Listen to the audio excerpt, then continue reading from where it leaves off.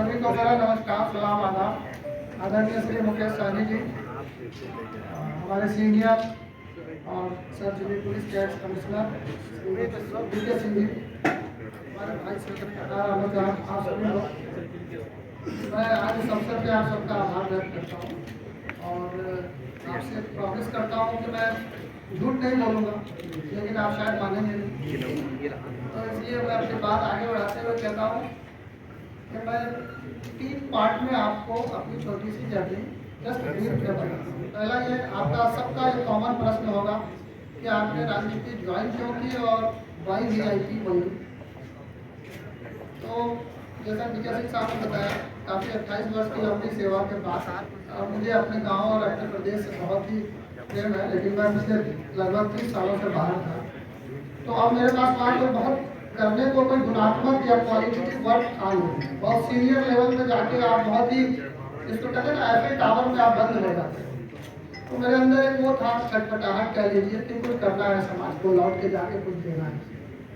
तो उस वजह से ये राजनीति मेरी जिसको कहते हैं प्रथम चॉइस थी कि जाना है लौट के, और बिहार जाना है और सीतामढ़ी जाना है और अब ये बात की वाई VIP। तो राजनीति में आप जब अपना सफर शुरू करने वाले रहते हैं तो ऐसा नहीं है कि मैंने मेरी मित्रता या मेरा परिचय केवल मुकेश सहनी जी से था। इससे पहले मैंने राष्ट्रीय पार्टी और जितने भी सभी आपके बिहार में दल हैं उनमें भी अच्छे सारे नेता थे। तो मैंने सबसे व्यापक विचार विमर्श जिसको कहते हैं, मेरे हिसाब से नेतृत्व के 3 गुण होते हैं: सरल, सुलभ और उपलब्ध। और ये 3 गुण आपको किसी भी बड़े राजनीतिक दल में नहीं है। श्री मुकेश सहनी जी की सहृदयता कहिए या बड़प्पन कहिए, ये सरल भी है, सुलभ भी है और उपलब्ध भी है। तो मुझे अपनी पारी शुरू करने के लिए इससे अच्छा मौका नहीं था। और जहाँ आपको सम्मान मिलेगा, जहाँ आपको आदर मिलेगा, वही जाएंगे। तो VIP was my first and last choice. मैं कहीं और किसी और दरवाजे पर जा नहीं, और मुझे जरूरत नहीं थी। दूसरी वजह कि मैं आया क्यों, उसकी वजह यह है कि बिहार में आप देखते होंगे, ठीक है, जो सत्यता है वो सत्यता है। हमारा समाज वर्गीकृत है, क्लासिफाइड है, वर्टिकल्स में बटा हुआ है। ये इसके करना चाहते हैं या कौन है जो उनके बिहार में बात करता है, तो मैं करना चाहता हूँ उनके बिहार में बात। मैं उनकी समस्याएं उठाना चाहता हूँ, मैं उस समाज के वॉइस बनना चाहता हूँ। तो जिस तरह से समय पन्ना श्री मुकेश सहनी जी अपने निषाद समाज के लिए आवाज बन रहे हैं और चाहते हैं कि निषाद समाज उसी सम्मान उसी ऊंचाई के साथ जीवन व्यतीत करे, तो मैं भी चाहता हूं कि जो समाज हमारा जो स्ट्रॉन्ग 18% आबादी का हिस्सा है वो मुख्य धारा से छूट न जाए, उसकी आवाज़ भी हर वो फोरम पे उठाई जाए और हर जगह की जाए और हर जगह उनको उचित प्रतिनिधित्व दिलाया जाए जहाँ उनका हक बनता है। उसके लिए मुकेश सहनी जी ने ओपन जिसको कहते हैं हर और खुले दिल से स्वागत किया कि आपके विचार अच्छे हैं, आप आगे मेरे साथ हम सब मिलकर बिहार को सुंदर करेंगे, अपने समाज के लिए काम करेंगे। अब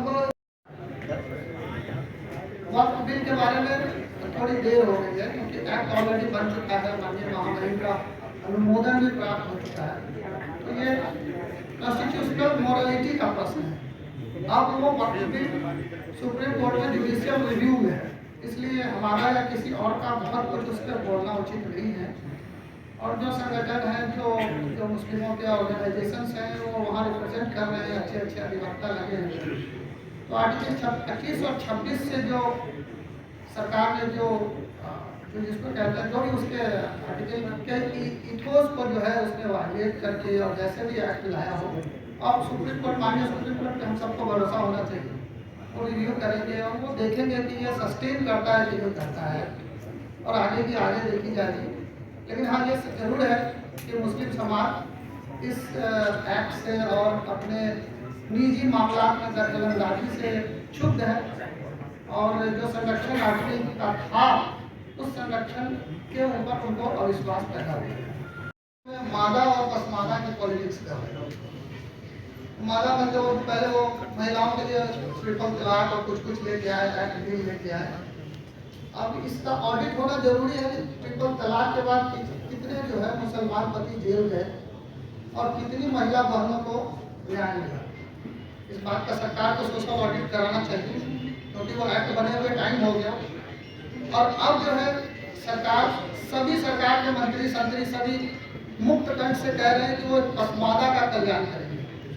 तो मेरा ये मानना है कि मुसलमान या तो पूरे के पूरे बैकवर्ड है, 18% पिछड़ा है, और या नहीं तो मुसलमान में कोई ऐसा मुसलमान आप हमको बता दीजिए जो उच्च वर्ग या उच्च कुलीन या ऐसा हो जो ये क्लेम कर सके कि राजा का बेटा है या महाराजा का बेटा है।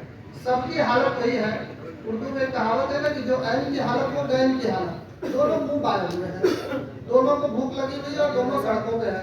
तो इसलिए मुसलमान समाज को विभाजित करने का जो ये सरकारी प्रोपेगेंडा जिसको कहते हैं, उसमें अनफॉर्चुनेटली कुछ मुस्लिम लीडरान भी शामिल है जो आजकल पसमादा का राज चाह रहे हैं। मुसलमान अपने आप को कभी अग्रज, पिछड़ा या पसमादा, ये धर्म की उत्पत्ति ही इसी बात के विरोध में हुई है कि मुसलमान एक है और एक ईश्वर को मानने वाला, और इसमें तो जाति की व्यवस्था नहीं।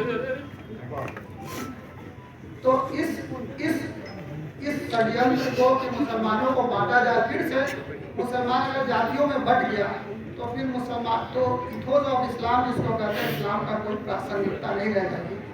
मेरा मुस्लिम संगठनों से खास करके जितने भी हमारे ऑर्गेनाइजेशन हैं, देवबंद हुआ, दारुल उलूम देवबंद हुआ, जमात इस्लामी हुआ, all India Muslim personal law board हुआ, हमारी समाज की शरिया हुई, शरिया हुई, उन सबसे मेरा अनुरोध है कि वो सिर्फ और सिर्फ मौसमी बरसात में वो आके हर बिल और हर एक्ट के खिलाफ बाहर है। उनको जब भी दीन से लगता है कि ये इनके स्टेटस को डिस्टर्ब किया जा रहा है तो वो सब बाहर आ जाते हैं। लेकिन जो सोशल रिफॉर्म का और जो इंटरनल रिफॉर्म का काम मुसलमानों के बीच होना चाहिए, हमारी किसी ऑर्गेनाइजेशन ने न डेयर किया, न हिम्मत किया और न उसको छूने की कोशिश की।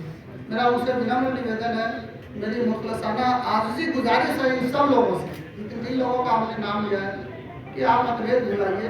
मुसलमान के वोट की कीमत सिर्फ और सिर्फ इकट्ठे है। अगर मुसलमान का वोट बढ़ गया तो वो किसी काम का नहीं, आप भी डिवैल्यूड हो जाएंगे, आपका वोट भी डिवैल्यूड हो गया, और इस बात की पूरी संभावना है कि आपकी वोट ऐसे भी आज के डेट में आपके वोट को इरेलेवेंट कर दिया गया।